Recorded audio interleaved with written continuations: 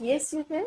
तो अब मैं इस वीडियो में आगे का पार्ट शुरू कर रही हूँ, तो क्या आपका चैप्टर 4 है flower structure and functions. Okay, तो मैंने काफ़ी जो 2-3 वीडियो बनाए हैं वो इसके स्ट्रक्चर और फंक्शन से ही रिलेटेड है। अब हम इसके जो पॉलिनेशन है उसके बारे में मालूम करेंगे। Pollination and fertilization it is the most precious method of process in the life of the flower. Okay, तो अब देखते हैं कि पॉलिनेशन क्या होता है। What is pollination? पॉलिनेशन की अगर मैं सिंपली एक डेफिनेशन बताऊं तो what is pollination? Pollination means की transfer of pollen grain from the anther to the stigma of ovary. It is called the pollination. Simply एक लाइन में। और इसको कैसे कहते हैं? Transfer of pollen grains from the anther to the stigma. Anther कहाँ है? एंथर कहाँ पर है? हमारा स्टेमन्स में है।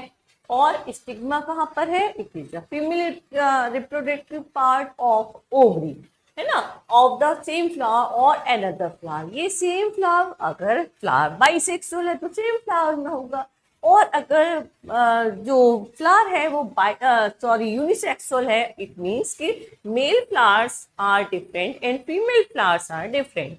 तो उस कंडीशन में क्या होता है? उस कंडीशन में भी क्या होता है कि transfer of pollen grains from the anther to the stigma of the ovary is called the pollination. Okay, या और transfer of pollen grains from the anther to the stigma. It's simply, अच्छा बच्चों, ये जो होता है हमारा pollination, it is of two type. ये दो तरीके का होता है। एक तो होता है हमारा cross pollination and second one is self pollination.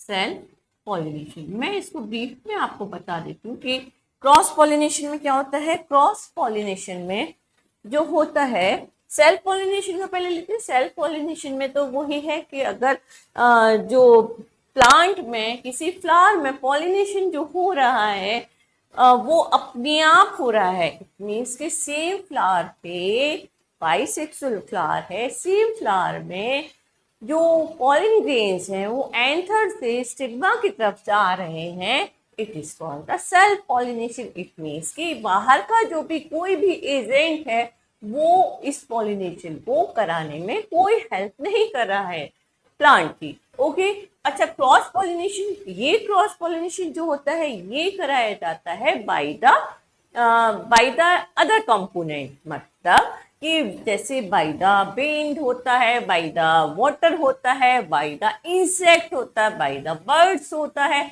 ये पॉलिनेशन उस तरीके से क्रॉस पॉलिनेशन कराया जाता है। अब समझ आ गया आपको? अब इसको हम ब्रीफ में, अगर इसकी डेफिनेशन आएगी तो हमें क्या लिखना है तो उसको मैं बता। तो बच्चों, फिर मैं अब लेकर आई हूँ आपके लिए सेल्फ पॉलिनेशन। जैसा मैंने बताया कि कुछ डेफिनेशन भी लिखने के लिए आएगी, कुछ ब्रीफ भी करना पड़ेगा। तो सेल्फ पॉलिनेशन को आप लोग लिखेंगे किस तरीके से? जैसे मैंने यहाँ लिखा है, सेल्फ पॉलिनेशन जैसा बताया कि transfer of pollen grains from anther to the stigma of the same flower और another flower which are present on the same plant.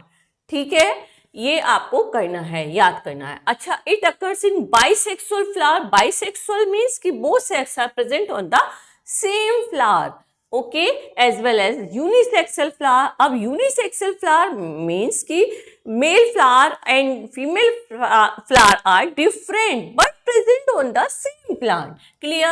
It occurs in bisexual flowers or between the flowers present on the same plant. ये मैंने लिखा है। अब आपके पास question और आता है कि इसकी what are the advantages of the self pollination and what are the disadvantages of the self pollination. तो मैंने जैसे यहाँ लिखा है, एक तरफ लेफ्ट में आपके एडवांटेजेस और राइट में डिसएडवांटेजेस। तो हम एक एक करके इसको लेकर चलते हैं। सबसे पहले एडवांटेज देखेंगे कि purity of race is maintain. Means कि जो प्योरिटी हमारे जो प्लांट के किसमें है के बीच में क्रॉस कराया जा रहा है, वही प्योरिटी उनकी ऑफ स्प्रिंग में आएगी। It is clear and true and 100% truth. Okay, no wastage of pollen grains. Pollen grains इसमें वेस्ट नहीं होते।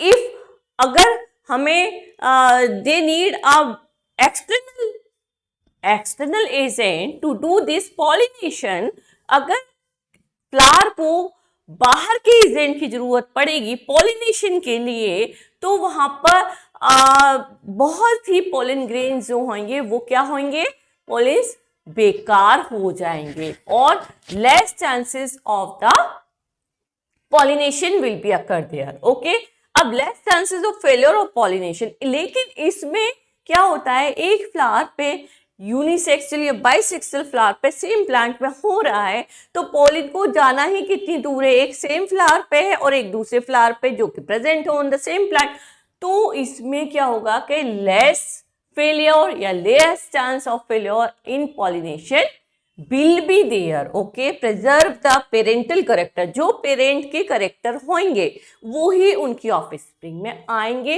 ये सबसे पहला है, purity of race is maintain, purity of race is maintain. Okay, अब flower need not to produce nectar और scent. अच्छा, जो हमारा क्रॉस पॉलिनेशन होता है उसमें जो बाहरी एजेंट की हमें जरूरत पड़ती है पॉलिनेशन के लिए, तो क्या होता है कि वहां पर फ्लावर्स में it must be some adaptation will be there in the flower, ऐसे समझिए आप। तो वो एडेप्टेशंस क्या होती हैं कि फ्लावर्स के जो पेटल हैं वो ब्राइट कलर के होने चाहिए, सो दैट द इंसेक्ट और बर्ड्स विल अट्रैक्ट, और वो उस पे आए और क्या करें कि उनके पोलेंस को क्या उनके विंग्स में, उनकी जो आर्म्स है उनमें क्या चिपक जाएंगे और वो जब दूसरे फ्लावर पे, दूसरे प्लांट पे जाके बैठेंगी वो उसको वहां पे ट्रांसफर करेंगी। तो ये कंडीशन होती है क्रॉस में। लेकिन यहाँ पर सेम एक ही प्लांट में हो रहा है, तो ये क्या है, flowers need not to produce nectar. Nectar means nectar की स्मेल को, सेंट की स्मेल, जिससे कि इंसेक्ट अट्रैक्ट होते हैं to do the pollination, pollination कराने के लिए। तो ये सब सेल्फ पॉलिनेशन में इस तरीके के फ्लावर्स को अडेप्टेशन नहीं करने पड़ेंगे। Flowers not depend on pollen, ये मैंने बता ही दिया। अब डिसएडवांटेज देख लेते हैं कि इसकी एडवांटेजेस क्या हैं। वीकनिंग ऑफ वैरायटी और species due to the continued self pollination, ये बहुत इंपॉर्टेंट करेक्टर है, डिसएडवांटेज है। अगर आप केवल इसको लिख देंगे तो बहुत ही आपके समझिए जो एग्जामिनर होगा, जो कॉपी चेक करेगा, वो समझ जाएगा कि आपने बहुत ही अच्छा मेन करेक्टर जो है वो उसको मारा है। Weakening of variety of species due to the continued self pollination between generation and generation. एक बात बताइए कि आपको रोजाना एक सा खाना दिया जाए तो आपको अच्छा लगेगा? नहीं ना। अगर जैसे आपके पेरेंट्स हैं, जैसे आपके मम्मी पापा हैं, वैसे ही आप लोग हो, कुछ चेंजेस तो हुए हैं ना, कुछ चेंजेस हुए हैं तो अच्छे लगते हैं, कुछ चेंजेस फर्क आते हैं, अदरवाइज सबकी शक्ल एक सी होती। जो पापा हैं उनकी वो अपने बच्चे हैं, जो पापा के बच्चे हैं, जो पेरेंट्स के बच्चे हैं, सबकी शक्लें एक सी आएंगी, ऐसा नहीं है। कुछ सिमिलरिटी होती है, otherwise changes will be there, होंगे ही होंगे। इसमें क्या डिसएडवांटेज है कि जैसे पेरेंट्स हैं वैसे ही ऑफस्प्रिंग होंगे, तो इसमें क्या होगा कि वीकनिंग ऑफ वैरायटी हो जाएगी और स्पीसीज में कमजोरी, या सीड जो होंगे वो हेल्दी नहीं होंगे, है ना, वाइग्रस नहीं होंगे, हेल्दी नहीं होंगे। क्लियर? और ये आगे तक चलता चला जाएगा, मतलब कि good quality of seed will not be produce by the self pollination. Second है, poor quality of seed are produce, जैसा मैंने बताया, seeds are less vigorous, means की हेल्दी नहीं है सीड्स, और जैसे वो खुद है वैसे ही ऑफस्प्रिंग को प्रोड्यूस करेंगे, produce weak offspring. New variety can not be, मैंने जैसे बताया कि अगर जैसे मम्मी पापा और बिल्कुल सेम शक्ल बच्चों में आ जाए तो क्या होगा कि ये फिर उन बच्चों की जो बच्चे होंगे उनमें भी वैसी आएगी, तो ये सब चलता चला जाएगा। नहीं, भगवान ने हर किसी पीपल को, पर्सन को अलग अलग बनाया। देखिए आप, हर चीज किसी की कुछ कमी होगी, किसी में कमी नहीं कह रही, किसी में की शक्ल कैसी होगी, किसी की शक्ल कैसी होगी, लेकिन सेल्फ पॉलिनेशन में सब कुछ एक सा चल रहा है, जैसे पेरेंट वैसे ऑफस्प्रिंग। तो ये क्या है कि न्यू वैरायटी तो ऑब्टेन हो ही नहीं सकती इस तरीके से। ओके, नो इंटर में क्यों नहीं हो सकती? Because no intermixing of genetic material of different plant variety.